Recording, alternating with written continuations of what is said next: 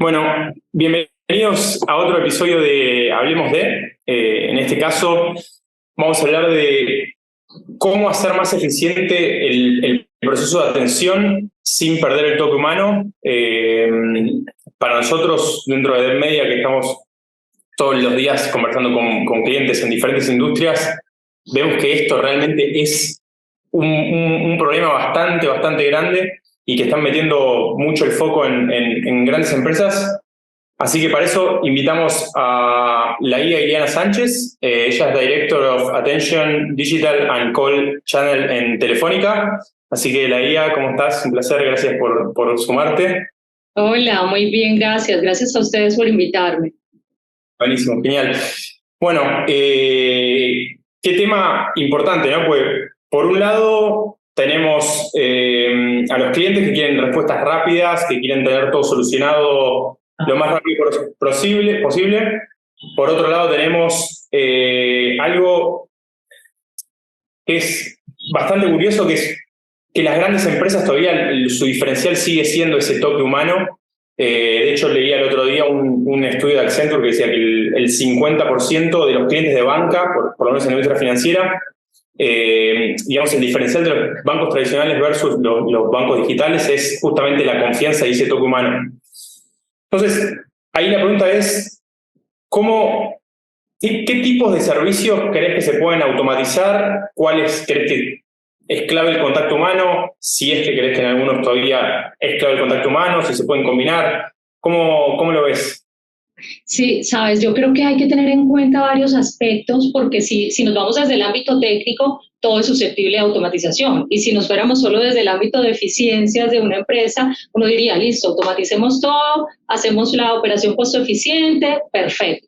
Pero cuando nos vamos a analizar qué impacto tiene eso en el cliente, cómo nos percibe el cliente, cuáles son sus consultas frecuentes, de qué manera las resuelvo o no, tenemos que pensar en diferentes aspectos como cuál es la complejidad de las consultas frecuentes, ¿cierto? No es lo mismo cuando tú te preguntas, ok, yo puedo resolver esto con una sola pregunta, con una sola respuesta a esa pregunta, o requiere varios pasos para ser resuelta. Entonces, esa es la primera característica que yo me preguntaría y diría, ok, si es una pregunta sencilla, si es un tema con el cual yo le puedo, por ejemplo, consulta de saldo, le doy tu saldo, ¿cuándo tengo que pagar? Te digo cuándo tengo que pagar, perfecto, check.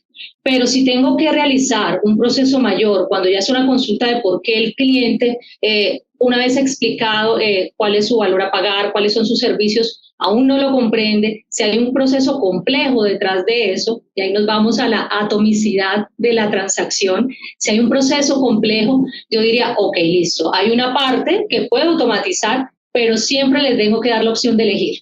Ahí está la clave del éxito de estas automatizaciones, ¿vale? Entonces, ok, te automatizo una parte, te pregunto si te parece ok y cierro el ciclo si no estás satisfecho con esa respuesta que yo te he dado de manera autogestionada. Y ahí vamos a una tercera parte que es la recurrencia y es, ok, según yo le resolví la pregunta al cliente, pero el cliente me volvió a llamar o el cliente me volvió a escribir. ¿Y por qué razón? Por la misma pregunta.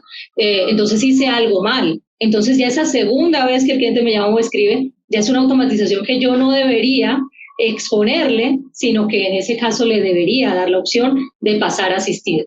Entonces, aquí hay una clave y es que yo nunca le debo inhibir la posibilidad de que pase a un agente, ¿sí? Entonces, desde el punto de vista técnico, yo puedo automatizar todo, lo puedo exponer, pero sin ser inhibitivo en la atención. Es decir, te permito garantizar que te autogestiones, que tengas esa opción, pero que tú elijas al final si quieres hacer un paso a asistir. Ese es en el mundo como en el que nos movemos. Siento que cada vez van a haber transacciones que podemos automatizar más porque conocemos más del cliente y sé que es algo que seguramente vamos a analizar más adelante. Y en esa medida en que yo conozca al cliente, ya va a ser mucho más factible que yo automatice cosas porque sé cuáles son sus preguntas, la segunda, la tercera y la cuarta que me hace después de que me hace esa primera pregunta. En tanto yo no conozca a ese cliente de manera completa, no voy a ser capaz de lograr unos procesos simples que le permitan tener respuestas simples. Totalmente. Y también el tema de los diferentes segmentos, ¿no? Porque tampoco es que podemos aplicar algo que va a caer bien a todos los segmentos. Total. Respecto a eso de los diferentes segmentos, hoy por hoy, por ejemplo, de vuelta tomando la banca, tenés segmento de clientes que prefieren hacer todo digital y pueden hacer todo digital, porque los procesos están, no es que no existan, lo pueden hacer. Pero todavía tenés un segmento que puede ser, no sé, de mayor edad o de menor adopción tecnológica que sigue yendo a las sucursales. Entonces, ¿qué métodos crees que se pueden aplicar acá para, ya sea, o para digitalizar esos procesos de atención o para educar al cliente a que vaya a esos procesos de atención? ¿Eso cómo lo estás viendo? Sí, bueno, fíjate que tú tocas un factor muy importante y es el del perfil del cliente y los segmentos. Si bien yo puedo exponer esos servicios en diferentes canales, además, porque hay un ámbito que son los canales telefónicos, pero cada día, y la pandemia nos llevó a eso, hay una emergencia de todo lo que tiene que ver con canales digitales. Entonces ahí nos encontramos con WhatsApp, ahí nos encontramos con la web, ahí nos encontramos con la app, que no te imaginas la maravilla que es, pero yo no le puedo pedir a mi abuelita que ingrese a la app y resuelva su consulta, ¿cierto? Ahora bien, yo tampoco quiero que mi abuelita tenga que ir al centro de experiencia para resolver su consulta y mucho menos hacer una fila de horas para resolver su consulta. Entonces, ¿qué estamos haciendo? Estamos facilitando, por ejemplo, a nivel del IBR, la tecnología, te hablaba de la pandemia, me devuelvo un poco, nos adelantó al menos 5 años, creo que todos lo hemos leído, lo hemos visto, y eso es un factor súper positivo, porque nos permitió generar una adopción tecnológica buenísima para que los clientes se acerquen cada vez a la tecnología y no le huyan, tanto los clientes como las empresas mismas, ¿ah? Porque en las empresas había cierto recelo con que vamos a hacerlo despacio, vamos a ver si podemos hacer una reunión virtual como la que estamos haciendo ahora, vamos a cerrar un trato de manera física, no, qué miedo hacerlo de manera virtual. Entonces, gracias a ello existen hoy día tecnologías emergentes como inteligencia artificial, RPA, que es automatización de procesos vía robot, face recognition, speech to text, bueno, toda clase de tecnologías que nos permiten facilitar a los clientes eso. Entonces, ¿qué hago yo, por ejemplo, en el IBR? Le doy opciones en donde si el cliente me llama, voy a llamar mi abuelita asistida, entonces yo le pregunto, ok, ¿qué necesitas hacer el día de hoy? Ok, el saldo. A través de nuestro motor de inteligencia artificial, yo le entrego su saldo, sin necesidad de que tenga que desplazarse, sin necesidad de que tenga que hacer algo muy estructurado, muy complejo, pero tampoco sin necesidad de que tenga que hablar con un asesor. Ahora bien, ahí vamos de nuevo en lo que te mencionaba previamente, porque siento que es algo en lo que fallamos muchas veces cuando tratamos de irnos a todo lo digital, y es siempre hay que permitir la opción de si mi abuelita no entendió o no le pareció completo, listo, puedes volver entonces al asesor. ¿Quieres un paso asesor? Listo, te paso a asesor, dándole la opción previamente de que elija. ¿Listo? Ahora bien, eso para el caso de mi abuelita, que es mayor, tal. Hay un tema cultural que todavía nos afecta, y es, hombre, tengo miedo a hacer una transacción digital, tengo miedo.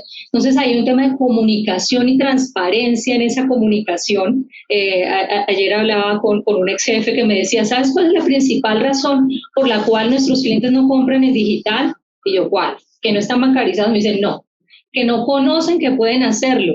Entonces, ahí tenemos que entrar nosotros a garantizar una comunicación clara y decirle, oye, Gustavo, tú sabes que puedes comprar una fibra por la página, o que incluso puedes hacerlo vía app, o que incluso tú puedes por WhatsApp ingresar y hacerlo. Entonces, tenemos que hacer una labor de comunicación súper importante allí. Ahí es donde entran temas como la multicanalidad, ¿cierto? Y es que tú entras por un IBR, pero puedes terminar por un Visual IVR, como lo tenemos hoy en día, y es que si tienes la app instalada, yo te muestro en esa llamada, te digo, mira, Gustavo, te llegó, acá puedes ver el menú en donde tienes las transacciones más frecuentes, porque yo ya sé que la mayoría de clientes cuando me llaman, me están llamando para consultar ciertas transacciones. Entonces, en ese momento tú dices, ay, ok, qué chévere, ya, seguí en la app y colgué en la app. Pero si no quería ninguna de estas transacciones que tengo acá, digo, no, ¿sabes qué? Quiero seguir en la llamada, me devuelvo a la llamada, ¿vale? Entonces, ese tipo de cosas son las que estamos manejando para poder garantizar, por un lado, mantener esa humanización de la que tú hablabas, que es súper clave, y sé que lo vamos a hablar también más adelante, porque hay un tema ahí de diferenciación en el servicio, y dos, también permitirle a los clientes conocer que existen otras opciones diferentes a las tradicionales, y que ellos pueden elegir entre esas opciones. Pero, ¿y ahí cómo crees que, de vuelta, porque las tecnologías más allá de que se van mejorando, están ya hace varios años, por lo menos existen hace varios años. Sin embargo, ese paso todavía como que va costando. Creo que como vos bien dijiste, con la pandemia aumentó mucho la adopción de los canales digitales y ahora es más fácil, digamos, ofrecerle al cliente. Incluso, no sé, nuestras madres o abuelas incluso compraban online y es más fácil. Pero aún así, creo que todavía falta un pasito más de adopción. Total, total. ¿Qué se puede hacer en ese sentido? Bueno, te cuento qué estamos haciendo en este momento. Es importante abordar esos canales tradicionales y comunicar que existen los otros. Entonces, nosotros hemos hecho algo llamado tomas de servicio, en donde vamos a los sitios, centros de experiencia en este caso, y le decimos al cliente, tú estás en la fila, y te pregunto, oye Gustavo, pero ¿qué vienes a hacer hoy? No, mira que vengo a pagar mi factura, pero Gustavo, ven y te muestro que aquí en la app yo tengo la opción de pagar factura y lo puedes hacer con un clic desde tu celular, no te tienes que mover. Con lo cual, pues ya tú estando ahí, si quieres puedes pagar en el centro, pero la siguiente vez ya no vas a ir a hacerlo, ¿ok? Entonces ahí es donde entra lo que te mencionaba de la comunicación, siento que es clave y es un tema de cultura y es un tema de acercarnos nosotros al cliente y contarles, sin inhibir la atención, porque si ya tú estás ahí, yo no te voy a decir vete y hazlo por la app, sino te permito hacerlo, pero te estoy mostrando cómo hacerlo, ¿vale? E incluso, por ejemplo, otra opción, cuando llamas a Liberia, yo te estoy diciendo, ¿sabías que esta consulta para la cual me estás llamando la puedes hacer por ¿sí? Por la app, por la web, por donde sea? Yo pienso que eso, ahí es clave. Ahora bien, esto de la mano, ¿qué? Lo que te mencionaba también previamente, el conocimiento del cliente, ¿cierto? Entonces, en la medida que yo lo conozco, que ahí va todo un tema de analítica objetiva, como yo lo llamo, y es, si yo sé tus gustos, si yo sé cuáles son tus motivos de consulta, incluso yo me anticipo a eso y te digo, oye, sabes que ya se está acercando tu fecha de pago, recuerda que tienes que pagar, Con eso ni siquiera te permito a ti tener que preocuparte por llamarme a saber cuánto tienes que pagar y cuándo lo tienes que pagar, ¿cierto? Entonces, esa es una manera de anticipación que además evita un contacto innecesario de cara al cliente. Entonces, también es una forma de utilizar la tecnología, porque en este caso, pues estamos utilizando ahí temas como NBA, bueno, en fin, para lograr que el cliente facilitarle todo el journey al cliente. Y clave me parece también como presentar esos canales al cliente, sobre todo de vuelta a estos segmentos que les cuesta más la adopción, cuando ya están maduros y funcionando bien, ¿no? Porque si cuando no vuelve más. Hay un punto importante ahí, Gustavo, y es, en esto no está todo hecho, como tú bien lo decías, y no se trata de hacer una implementación y dejarla y sentarnos a ver cómo funciona.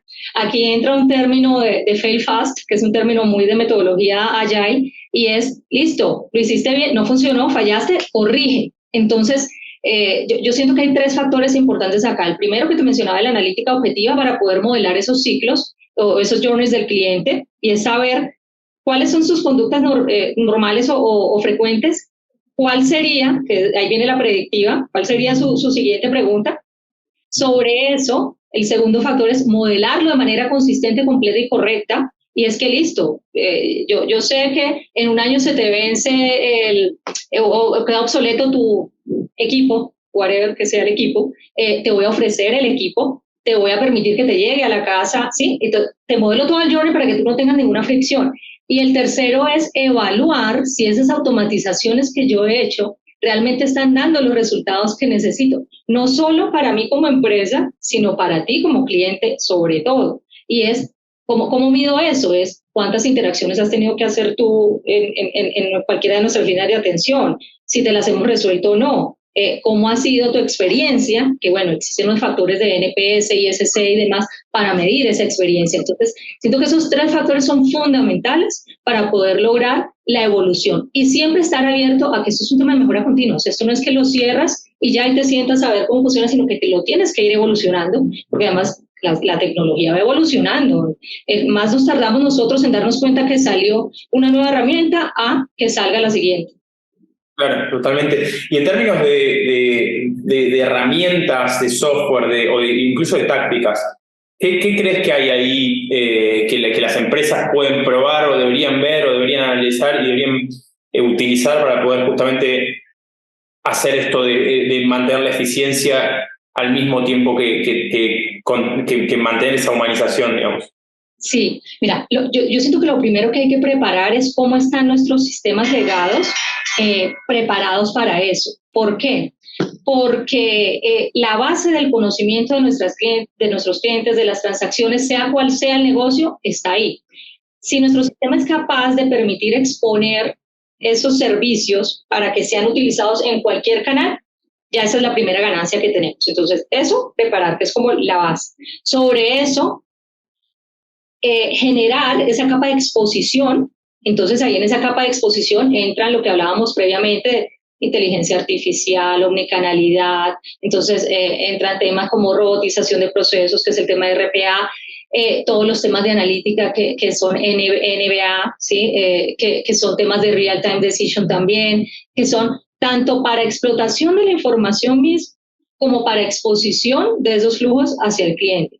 Dentro del ámbito de inteligencia artificial hay cualquier cantidad de sabores, tanto temas de reconocimiento de voz, tanto temas como de reconocimiento facial que nos sirven mucho en los canales presenciales, tanto temas de pasar de texto a voz y viceversa. Bueno, y ni hablar de todo lo que está emergiendo, que aún yo diría que está un poco incipiente, y es todo este tema de metaverso, pero todavía no nos metamos, que eso es otro capítulo. Entonces, tenemos a disposición todas esas tecnologías, todas esas herramientas que bien utilizadas hacen un buen complemento, porque no es que tomemos una sola y la implementemos, sino siento que hay que ir validando ese mix, como te contaba ahorita en temas de omnicanalidad.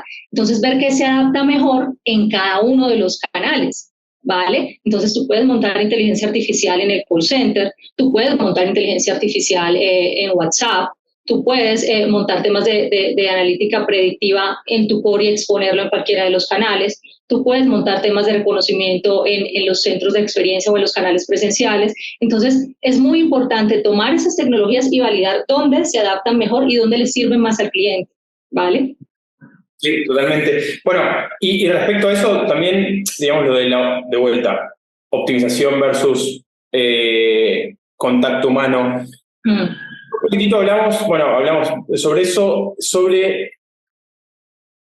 ¿Qué pensás? Ya también mencionaste algo sobre medir, pero ¿cómo podemos buscar ese equilibrio entre la optimización y no dañar la experiencia? ¿Qué crees que se puede hacer justamente para que no nos pasemos? Vos ya mencionaste, por ejemplo, lo de siempre darle la opción de que un cliente pueda hablar con un representante. ¿Qué otras cosas podemos hacer para asegurarnos que no estamos dañando esa experiencia?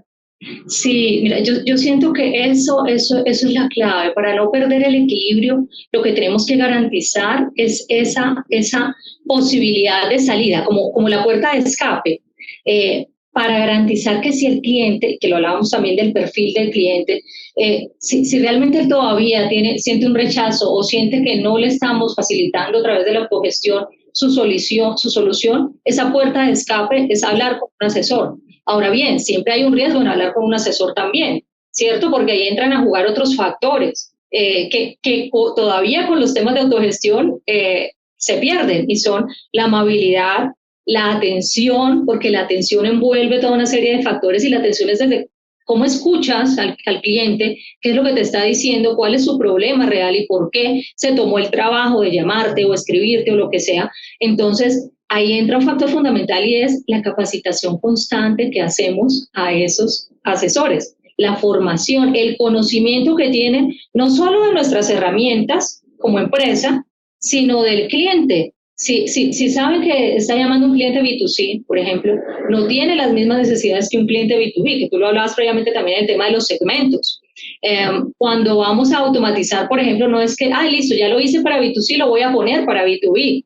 No te sirve igual, porque son clientes con necesidades, expectativas totalmente diferentes. Entonces, siento que ahí tu pregunta es muy importante mantener esos niveles de formación altos, tanto en conocimiento del cliente como en nuestros sistemas, que estemos capacitados para atender de una manera completa y correcta, y que estemos haciendo ese monitoreo constante, que bueno, ahí entran toda una serie incluso de normas de la industria para poder saber niveles de recurrencia, niveles de satisfacción, no solamente cuando te sale el informe al mes, sino en la atención misma, saber cuál fue el último agente que lo atendió, bueno, toda una serie de factores que hay que garantizar para lograr entender las tipologías, además de consulta de cliente, porque si vemos que se nos subió una tipología que no solíamos tener, es porque algo estamos haciendo mal también como empresa, ¿cierto? Entonces hay que entrar a revisar, venga, la embarramos en algún proceso nuevo que montamos, sacamos un producto sin que se hubiera garantizado de manera completa. Entonces ahí hay que garantizar siempre un 360. ¿Sí? Que va de lo mínimo, lo mínimo básico, que es el sistema y cómo entregas tu producto, hasta cómo atiendes y entregas la atención. ¿Y vos crees que en esto, de vuelta, trade-off entre la tecnología y el beneficio, el contacto humano, crees que en algún momento ese contacto humano ya no va a ser necesario? ¿O crees que siempre va a estar ahí? Siempre traen a colación casos como Amazon, Netflix, donde no, sí, yo no necesito que nadie me atienda, todo está resuelto. Pero yo soy muy tradicional en ese sentido, con todo y que soy también un sujeto digital y muy de tecnología. Yo siento que siempre es necesario saber que existe la opción de que hay alguien dispuesto a atenderte si al final no logramos satisfacer. O sea, a tu pregunta, yo siento que es algo que debe prevalecer y que nosotros como empresa no podemos prescindir. ¿Sí? Sí. Porque hay clientes, y lo hablábamos, hay perfiles de clientes que definitivamente quieren escuchar a alguien. Bueno, con varios compañeros que estuvieron en call center desde sus inicios, había anécdotas incluso de soldados que llamaban porque se sentían solos en la época en que recién salía la tecnología celular. Estoy hablando hace muchísimos años. Imagínate eso, o sea, imagínate el tema de un soldado sentirse solo y llamarte al call porque necesitaba hablar con alguien. Eso es un tema completamente humano, o sea, eso es algo que el motor de inteligencia artificial no te va a contestar. Bueno, hoy día tú tienes Siri, me siento solo, no sé, le puedes decir, pero no es lo mismo a atender un servicio real que tienes con empresa. Entonces, sí, siento que cada vez va a haber mayor conocimiento del cliente tal que te permita automatizar, como te decía al inicio, más journeys y tener todo el abanico de atenciones automatizado, sí, porque tenemos 100% de capacidad de hacerlo, pero siempre siento que hay que garantizar que por detrás pueda haber alguien, porque incluso en Netflix, yo he llamado a Netflix y ha habido alguien atrás, aunque la mayoría no lo crea. Obviamente llamé una vez en la vida, sí, pero qué bueno saber que si al final no lograste resolver, si había alguien al final haciéndolo, ¿vale? Bien, muy bueno eso de llamar a Netflix, no conocía a nadie que lo haya hecho. Daría un placer, la verdad, mil gracias por tomarte el tiempo y compartir este espacio con nosotros. No sé si hay algo más que te gustaría mencionar, que te gustaría comentar antes de que cerremos. Nada, realmente siento que en el servicio todavía hay muchos ámbitos por explorar, que debemos ser muy consistentes en la forma en cómo entregamos tanto el producto como el servicio mismo, haciendo que el cliente sí se sienta no como un cliché que decimos que siempre el cliente es el centro, sino que realmente sea el centro y se sienta como tal cuando haya un contacto con nosotros, ¿vale? Y en este mundo en donde cada vez somos más competitivos y por supuesto las empresas que no son ONGs, pues tienen que ver rentabilidad, tienen que ver sus márgenes, el ARPU, el parque de clientes, lo que sea, pero estamos llamados a diferenciarnos por el servicio. Eso es lo que va a hacer la diferencia en el futuro que ya está, en el futuro del mañana. Entonces, es muy difícil, claro, porque siempre vamos a tener cosas por mejorar y cada cliente insatisfecho nos duele mucho, pero en la medida en que haya esa sensibilidad, vamos a poder lograr mejorar. Entonces, eso, Gustavo. Bien, Leía, bueno, un placer enorme, muchas gracias a vos y a la gente que nos acompaña. En el próximo episodio vamos a estar metiéndonos un poquito más en detalle en la innovación dentro de estos canales digitales. Así que nada, un abrazo grande y muchas gracias por participar. Gracias, un abrazo. Bye.